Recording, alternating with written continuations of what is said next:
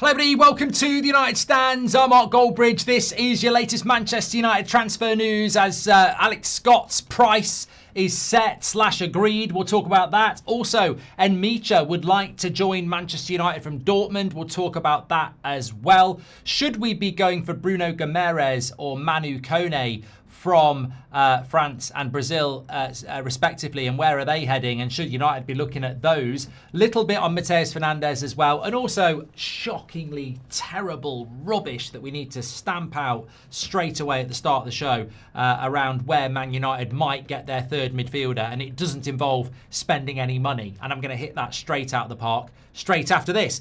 We are sponsored by Manscaped on the show tonight, so thank you very much to them. Trim the grass to make the yard look bigger, and you can do that with the new Lawnmower 5.0 Ultra in the new Desert Sand colourway. Special edition combines rugged style with precision performance. It's got the next-gen dual skin-safe blade heads, one trimmer blade and one foil blade for flawless performance. It's got it's also got an LED light on it. I mean, that literally lights up your life down there. You're going to get your precision engineering for your family jewels with that light. It's also got a travel lock on it, so when you're on holiday and you take it away and you bang it and it goes like that, it won't go like that because you'll have a travel lock on it, which, there you go, press the button, it won't come on. So, because nobody wants to be there in a crowded airport or on a plane and your bag starts going like that.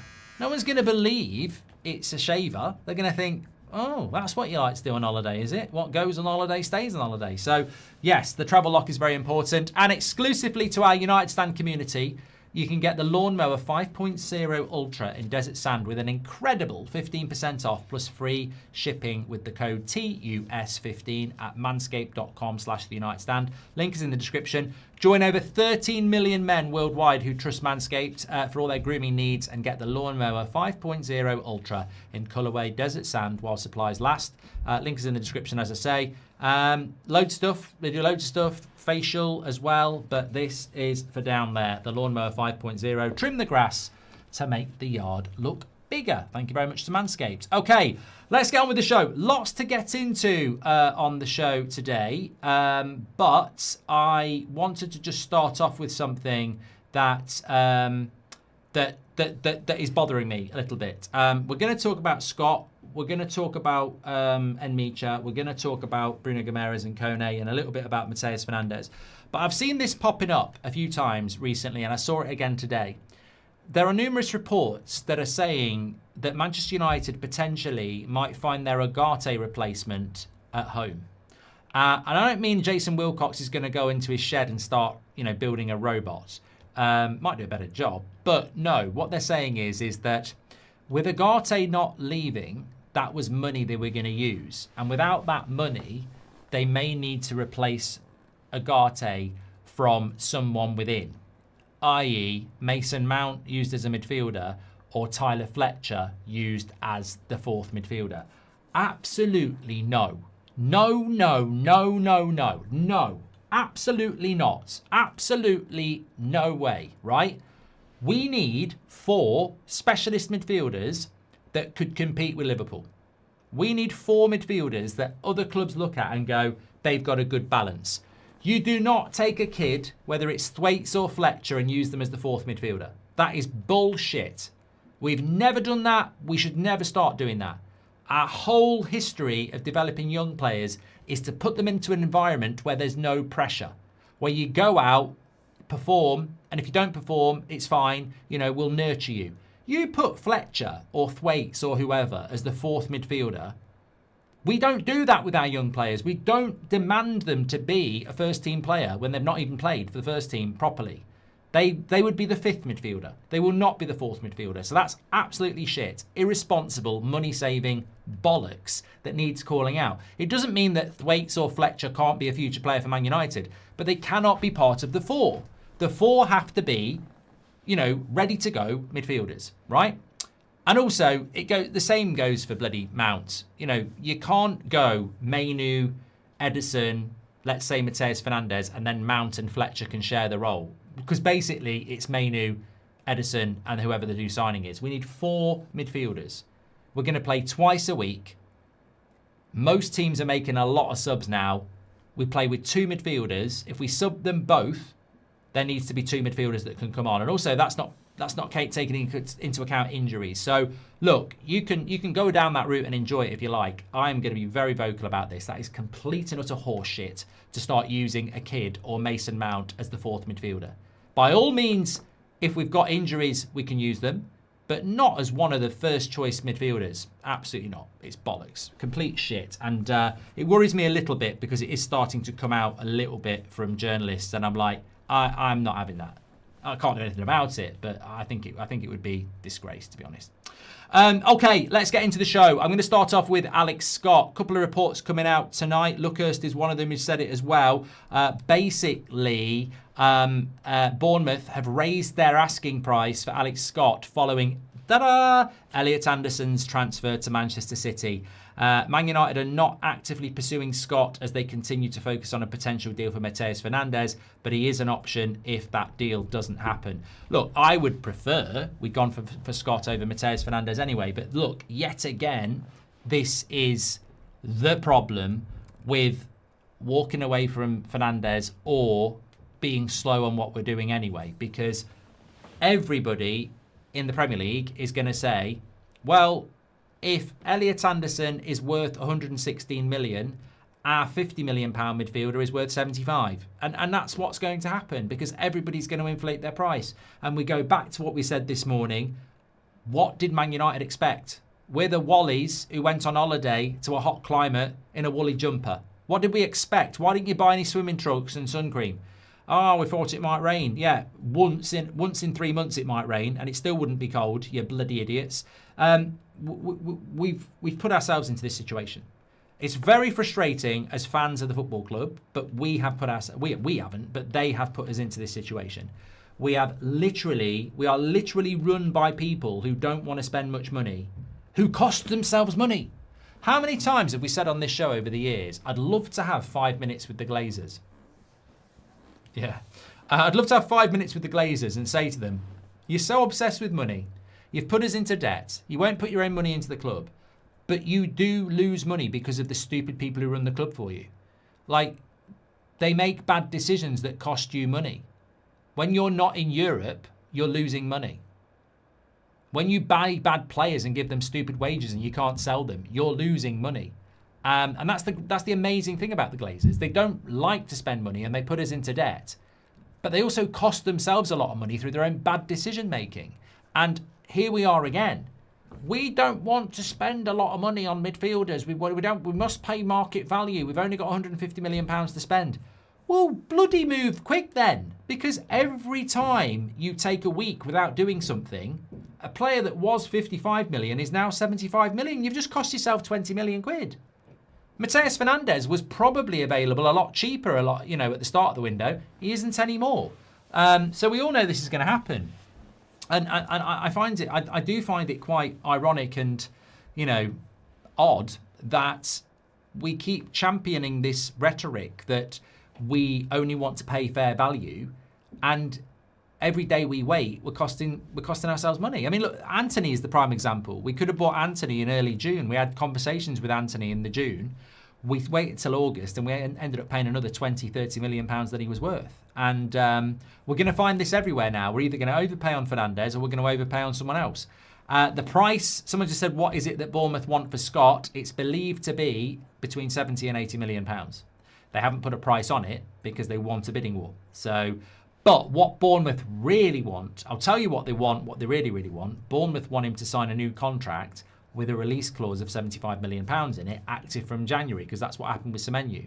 So they want Scott to stay, sign a contract with a release clause, and then if someone pays the 75 million, he can go in January. If not, he can go the following summer. So they really are pushing to keep Scott anyway. So he might not be a solution. But it's, I do agree with Laura. They are done with, because I would imagine in that boardroom, you've got Jason Wilcox and Omar Barada trying to do business, and then they've probably got pressure from Sir Jim Radcliffe saying, why is it going to cost us so much to buy this player? I would hope they're saying back, because we didn't move first. We moved second. Like, if there is a street full of nice houses, and the best house on the market goes for, overvalue, everyone else's price goes up. Even though their house isn't as good. Everybody's house on the market goes up because somebody's overpaid on that house. Well, how does that work? Because somebody's overpaid on the best house on the street, so it bumps everybody's house price up. If someone had paid a fair price for Anderson, you'd get a fair price for every other house on the street. But if somebody overinflates the market on the best house on the street, then every other price goes up. And that's where we failed in being slow. And we're always bloody slow. So look, it's going to get very interesting because if we don't get Mateus Fernandes, Alex Scott's not going to be cheap either. Yeah. So look, we'll have to wait and see. But I mean, I don't think anybody is surprised by the fact that Bournemouth want to bump prices up. Bournemouth want to bump the price up on Scott. Daniel Thompson says, "Hi Mark and United Stand. Hope you're well. Had a good day, buddy." Yes, I have, mate. Enjoyed the game, the World Cup game. We're doing Germany next, and then I'm up at 2 a.m. I am on the 10 o'clock show tomorrow, but I'm doing Netherlands-Morocco at 2 a.m. The board are incompetent but not blind. They hopefully know they're literally going to pay the same amount minimum for their other Premier League options as well, says Taham. And Haywood says, Mark, it's obvious you're going to buy Carlos Baleba this summer. I mean, it's obvious, isn't it? And if you buy him, that's either going to be excellent or disaster. He's talented, but he needs serious coaching and development. Oh, mate, he properly needs some proper coaching. He is raw. He is raw. You know, he needs a lot of work. Why can't we scout and find players like Bruno G, Tonali, Szoboszlai, Zubamende, says Mirror, FTW. Well, talking about that, just sticking with the World Cup for a moment, a lot of people have been asking in the comments, why aren't we going for Manu Kone when we looked at him last summer? And also, why aren't we going for Bruno Guimaraes, who would be perfect for our midfield? I know the answers to both these questions before we talk about Nmecha. So basically, Bruno Guimaraes was somebody United were looking at. Casemiro is rumoured to have said to United to get him. Man United decided he was too expensive for his age. They didn't want to pay whatever it's going to cost, £60 million for a 28-year-old. So we didn't go for it. Arsenal are looking at him and have bid for him. So I think Bruno Guimaraes is exactly what Man United need. I think if you buy I would say this: if you buy me Bruno Guimaraes for that midfield, we will be in the top 4 next season. Chelsea have just gone and done it with Xhaka. They bought a player who's going to be very short term, who is going to make them experienced and will put them in the top 5. That's what Bruno Guimaraes would do for Manchester United. And we'd rather go for Mateus Fernandes at double the price, who won't necessarily get us in the top 5. He might do, but he won't definitely do it. So that's what I think experience bring you. But Man United aren't in for Bruno Guimaraes. With regards to Manu Kone, we did inquire about Manu Kone last summer. And I don't know why we've abandoned it, because we did inquire about him last summer and we do like him. And for some reason, we went back in for a player that we were looking at 2 years ago in Edison. So basically, we decided to go for Edison over Manu Kone. Chelsea and Arsenal are now looking at Manu Kone. I think he suits. You know, the thing about Manu Kone is, I think he suits the Premier League really well. And whether he does go to Chelsea or Arsenal, and whether he does ever end up playing in the Premier League or not, I don't know.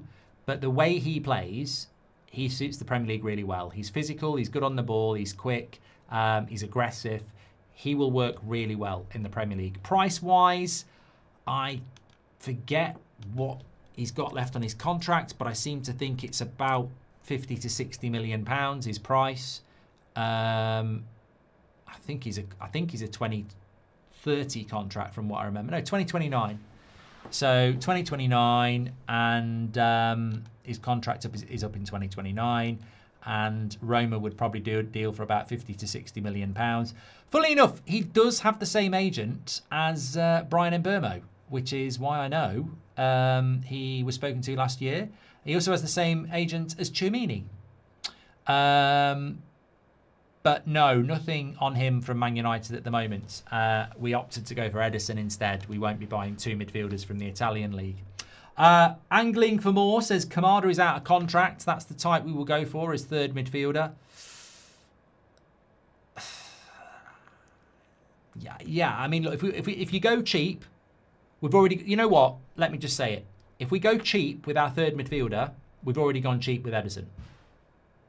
And I know Edison's part of the Brazil squad, but he can't come on for an injured Casemiro, they bring Fabinho on. Ederson is nowhere near getting in that Brazil team. So for me, an Atalanta player who is 26 for £40 million is the cheap midfielder. The fact that he might be the midfielder and we'd go cheaper than him concerns me. Ederson should be the cheap midfielder. And then it should be a Fernandes and a Tchouaméni. If we're going to go cheap after Ederson, I think we might leave ourselves a little bit short on quality. Why can't we scout and I've done that one from Mirror FTW. Thank you very much for your super chats, by the way. Oh, also apologies for being a little bit late on the show tonight. Obviously, I was doing Brazil, Japan, which thankfully didn't go to extra time. I just want to say on that, by the way, when Japan were winning 1-0, from a United point of view, I was actually getting very excited because I was thinking if Brazil had been knocked out tonight, Ederson would have been in pre-season by the middle of June. He'd have had a couple of weeks off and he would have been in pre-season by the middle of July. So there was a positive to Brazil being knocked out tonight from a United point of view. But then again, from a Cunha point of view, obviously we want him to do well, don't we? Why are people talking about Vinicius Jr.? Oh, because they're thick, basically. We still have fans that think that when we lose to Brentford and they say we're signing Vinicius Jr. or, you know, Mbappe, they actually believe it. We're not signing Vinicius Jr. We're not signing him. Man United wouldn't go anywhere near a player that's going to cost over £100 million and over 300 grand a week in wages. We're not going to do it. Never going to happen. Never going to happen in a million years. What might happen, and interesting, this came out from Germany today. I think it was Bild. Nmecha doesn't want to sign for Newcastle. He'd rather sign for Manchester United or Manchester City. Now, again, I mean, Germany are on in an hour's time. You can watch him for yourself. I like this player. He plays in a team that is, you know, very good on the ball. He's very physical. He can score a goal. He can make a tackle. The Bundesliga is very intense and very fast-flowing. I think that, you know, he's a player that Real Madrid really appreciate as well. He's a player that Man City are looking at. Look, Real Madrid and Man City can't buy everybody. I think he's an interesting profile of player, but I just don't think Manchester United will go for him because if we get Mateus Fernandes, I think the next midfielder is rumoured to be cheap. So I don't think we'll go for him. I actually do not have a problem with buying Ederson from Italy and Nmecha from Germany and Mateus Fernandes from the Prem. I'm not obsessed with getting 2 Premier League midfielders and only 1 foreign player. If we could get Tchouaméni and Mateus Fernandes to go with Ederson, I'd be over the moon. And that's 2 players outside of the Premier League. So I don't have a problem with it. I don't think Manchester United will do it. I mean, look, if Man City want him, they'd probably win the race anyway. I mean, if Man City wants any player that we want, they'll win the race. That's been proven over the last 6 months. We've missed out twice now with Semenyo and Anderson. But I don't necessarily think that Man City are going to buy more than 2 midfielders. They already have Anderson, and they've been linked to Boadi, Enzo Fernandez, and who's the other player they've been linked to as well? So look, they might not go for Nmecha, but even if they didn't, I don't necessarily think we would go for him. But I'll be honest, I would like a player like Nmecha at Manchester United. I like the package. I like the fact that he's tall. We need that with Casemiro going. I like the fact that he's very good on the ball. I like the fact that he's very tenacious. I like the fact that he can score a goal. I like the fact that he's very experienced and he knows what his, he's got experience of playing in the Champions League. He's only 25. So look, he definitely does tick a lot of the boxes. Of course, there is the same old problem that £100 million has been mentioned. Sorry, €100 million has been mentioned. But you know what? Again, I have to say, I am not going to allow that to stop me saying we should be going for a player like that. You know, Alex Scott, Nmecha, Anderson, Tonali, Buadi. All these players are somewhere between 70 and 90 million pounds. Well, we can't afford it. But whose problem's that? Like, I find it really frustrating that we've known that we need to rebuild the midfield for 12 months, and all we're hearing is we can't afford it. Well, at what point did this best-in-class board not figure out we're rebuilding Man United's midfield? If you were rebuilding Liverpool's midfield in one summer or Arsenal's midfield in one summer, you wouldn't be doing it on the cheap. You know, if your roof needs replacing and somebody said these tiles will last for 100 years and they look good, and then someone says these tiles that are broken, we can use it, there'll be a few leaks, at half the price, you feel like United would take the half-price tiles. We're rebuilding a fucking roof. We can't afford any leaks. And we knew, look, I'd have sympathy with United if we'd spent £200 million in the summer and then during the World Cup, 2 of our midfielders got injuries that were going to keep them out for 6 months.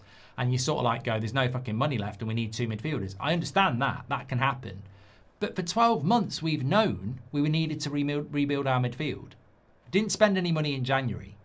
And it feels like we're just sat there going, yeah, well, we do need to rebuild it, but it's very expensive. Well, you know, no shit, Sherlock. Of course it's bloody expensive. It was always going to be expensive.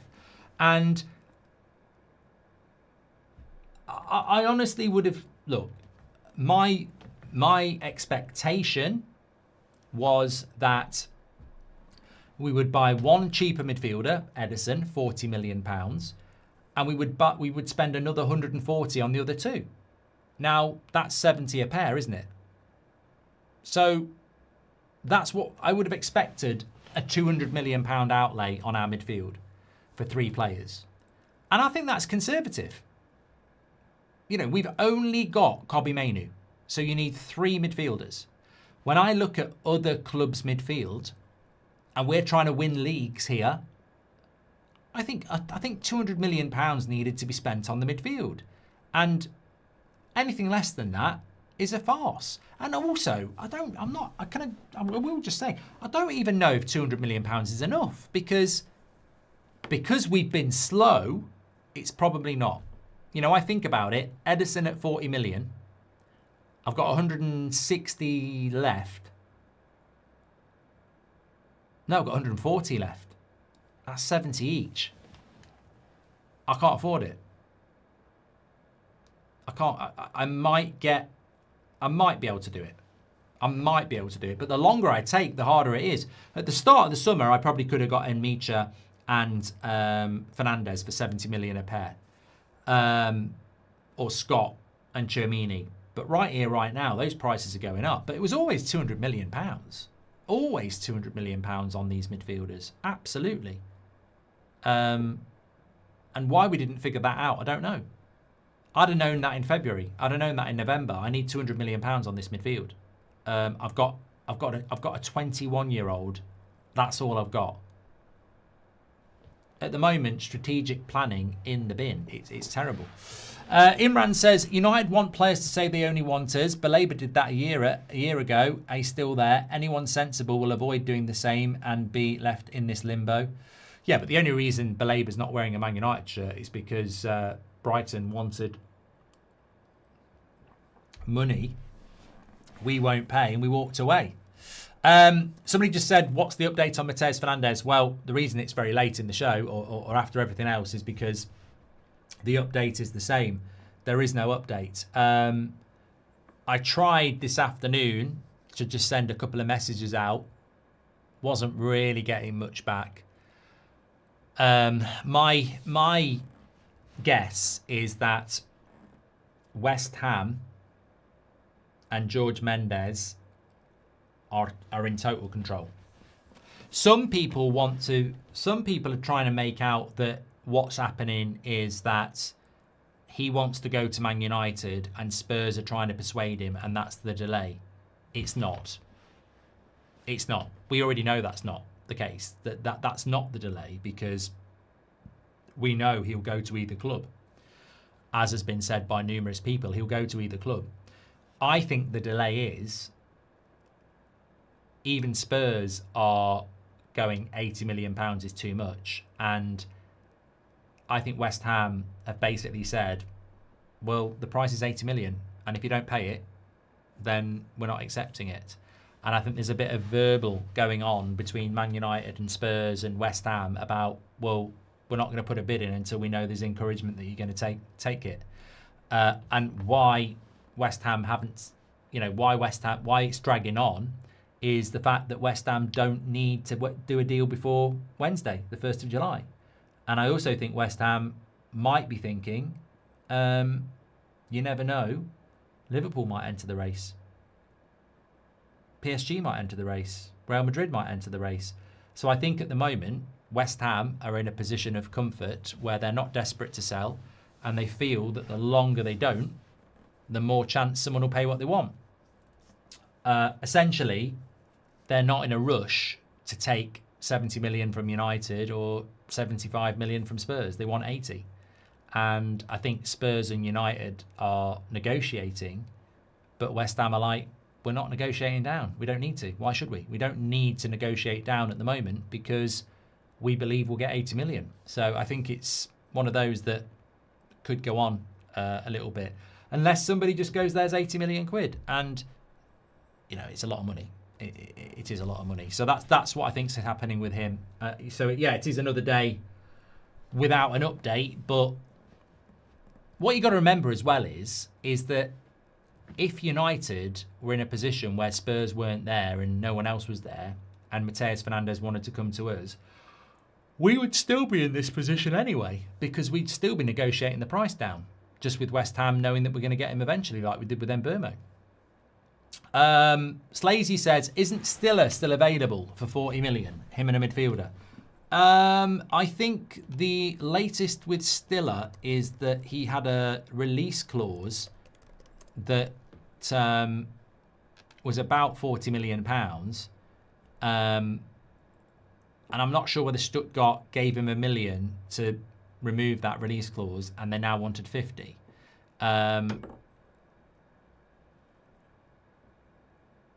There's not been a lot of updates around Stiller for a while. And he is part of the German squad as well. But it's very quiet around him as well. It's very, very quiet around him.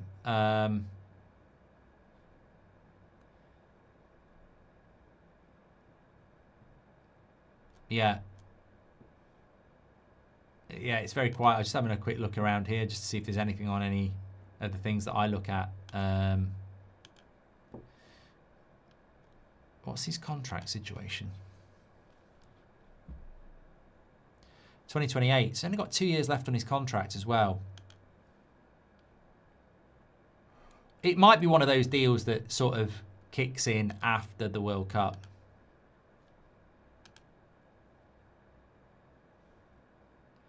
Yeah. Just had a message in from Beth that Laurie Whitwell has just put something out saying that United would ideally like to sign 2 midfielders in addition to Ederson. Yeah, I mean, ideally they would like to sign 2 midfielders. I mean, it's not Man United will sign 2 midfielders in addition to Ederson, is it? And that's what the update should be. Man United will sign 2 midfielders in addition to Ederson, and ideally like to sign 2 midfielders could still be cheap shit. It won't be Hayden Hackney though, because he's gone to Everton. It'd be very interesting to see how well Hayden Hackney does at Everton, actually. I mean, I do not think for 1 minute that Man United should have been looking at him at all. I like the Japan midfielder, Sano, who's mid-20s, plays for Mainz, scored the goal today. I do like him, but it's not what Man United should be looking at all. Spurs Express says 250,000 followers. Spurs Express say Tottenham are prepared to offer Mateus Fernandes a higher salary and trump Man United's offer for the 80 million rated Portugal midfielder, and that's apparently been said by Samuel Luckhurst.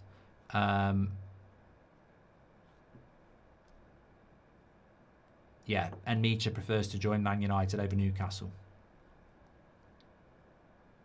It's sad though, isn't it? Because what we should be doing is, do we want Nmecha? Do we want Scott? Do we want Mateus Fernandes? Do we want Stiller? Do we want Tchouameni? It's such a rich and talented pool of midfielders, and we really should just be taking the pick of what we want.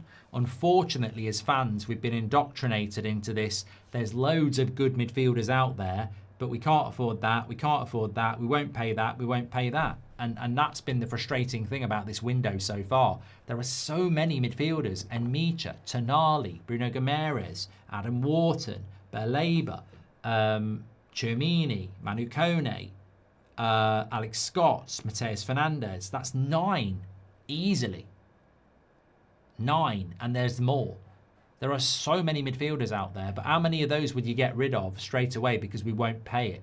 And that's the frustration for me. I go back to what I said a few minutes ago. We knew we needed to rebuild this midfield 12 months ago. Somebody in the boardroom should have said it's £200 million minimum.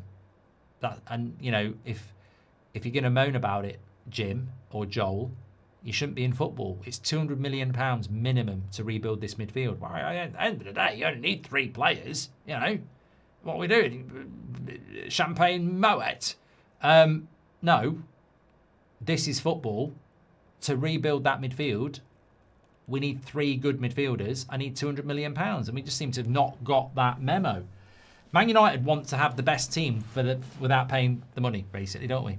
Daniel Thompson says, board/owners has wasted so much time. They need to pay for quality and experience, not rely on youth, as they need nurturing, not pressure. Relying on Mount is like relying on a tub of Ben & Jerry's in an oven. Very true, very true. Matt Casey says, I'd love United and Spurs to pull out. No one else would pay 80 million for him. We need leaders, not potential. And that is exactly what Fernandes is. But you know what? I don't think West Ham lose anyway. I think if Man United and Spurs pulled out, someone else would come in and go, there's 65 million. And they'd sell. I think West Ham want 80 and think they can get it. But if it came down to it, they'd probably take 65. But that's not the situation, is it? I noticed you've been talking about McDonald's a lot recently. I hope you were able to enjoy a Big Mac. I haven't been talking about McDonald's. Don't know what you're talking about, J. Dot. What's he on about? Just happy to be here. Thanks for your super chat. Says, what do you think about Casado from Barcelona? He's looking for a move. He's cheap and a good midfielder. Reasonably low risk signing. I mean, who was the last player we bought from Barcelona? I'm sorry. Every time we get linked to a Barcelona player, it just ends up being a load of shit. And I'm not just talking about De Jong. Fabregas.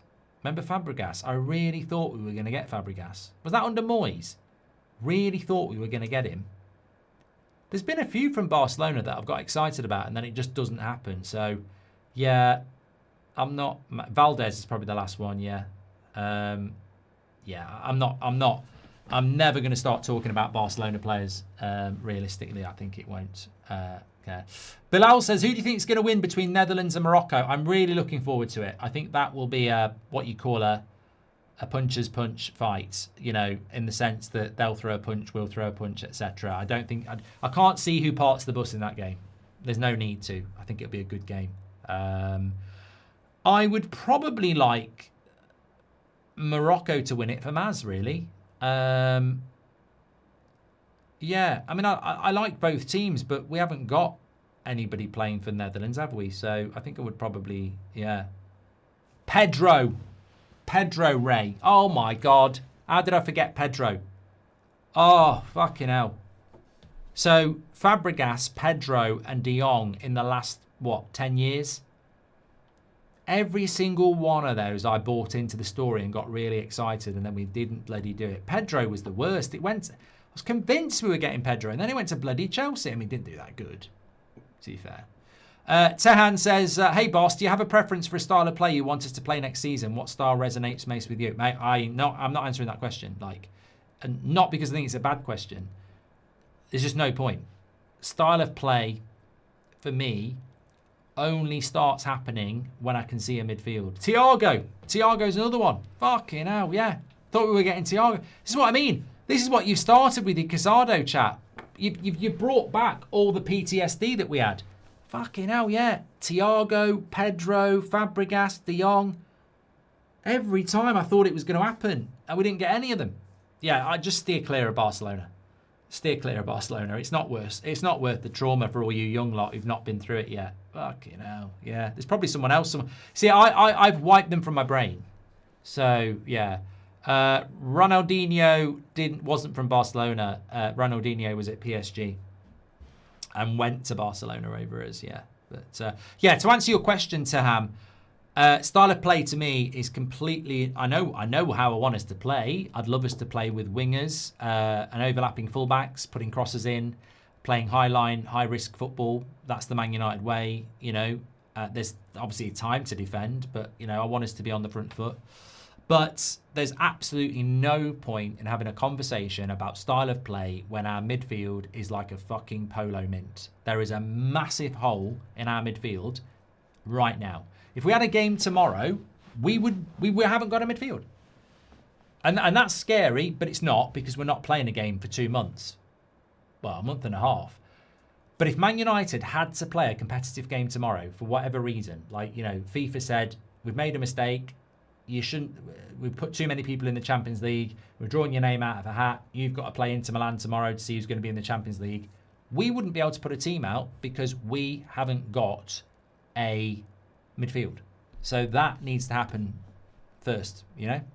Have you seen Morgan Rogers' value, says James? I haven't, but I would imagine it's around £100 million, maybe? Josh says, please, Mark, in the chat, have a look at how many midfielders other clubs have versus United. It's such a sorry sight. Well, look, if you look at Arsenal, Zubimendi, Norgard, Rice, Lewis Skelly, there's probably more. But you always need 4 for 2. Obviously, they've got other midfielders, but, you know, you always need 4 for 2. The price for Morgan Rogers is 130 million. Well, the problem, there's 2 problems with this, right? If the price for Morgan Rogers is 130 million, somebody pays it, and that becomes a massive problem for us, or you don't pay it. Right? Now, if somebody pays it, that's a huge issue for us. Like Anderson, yeah? Because if somebody pays that, the prices go up. Like, the minute somebody paid £100 million for Caicedo and Rice, that set the precedent for Anderson to start at 100 million and go to 113. If there's another good midfielder coming through in the next few years, and he's English, and he plays for a team outside the top 4, and the top 4 want to buy him, the precedent will be, well, Anderson went for 113, 116 2 years ago. We want 125. And that's how it happens. It's been, you know, Alan Shearer was the record signing at 15 million once upon a time. Roy Keane was the record signing at 3.6 million once upon a time. So these prices aren't coming down. United are fighting, you know, Man United are trying to stop the tide coming with a sieve. You can just imagine Wilcox and Barada and Sir Jim with their trousers rolled up to their knees, trying to stop the tide coming in with a big sieve. This is not, you know, get out of football. If you think you can be successful in football on the cheap, you're in the wrong sport. You are not going to stop these prices coming up. All they can do is say, we're only going to pay fair value. But it ain't fair. The market dictates the price. And you know what? I agree. Alex Scott, 50 million. Fernandes, 55 million. I'm 20 million off. Because this market says 70 million. 75 million. They can't control this market much the same as I can't control this market. So whether Morgan Rogers is 130 or 100 million pounds, if somebody pays it, that becomes the precedent. You know, Aston Villa sell a player for 100 million pounds to Arsenal. Well, next time, we're just going to end up pricing ourselves out. We're never going to be successful with this ownership because they don't really want to spend. And, you know, if we continue down this path of not wanting to overpay, in 5 years' time, we could be Everton. How do you not be? How do you be good if you don't want to spend money? So it's a warning. You know, if we walk away from Fernandes, where you walking to? Because everyone else is expensive. What happens with Fernandes is going to be so symbolic. Now, they might walk away from Fernandes and find some value somewhere, but it will be option D, E, F or G.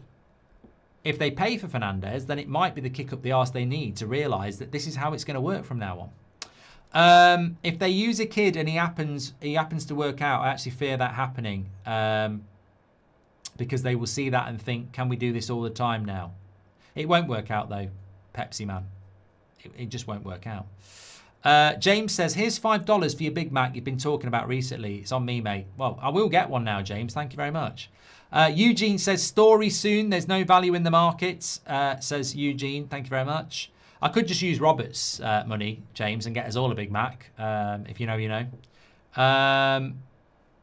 Eugene, there is no value in the market. I agree there's no value in the market, but that's not how football works. As an owner, you have to pay what it takes to get players in.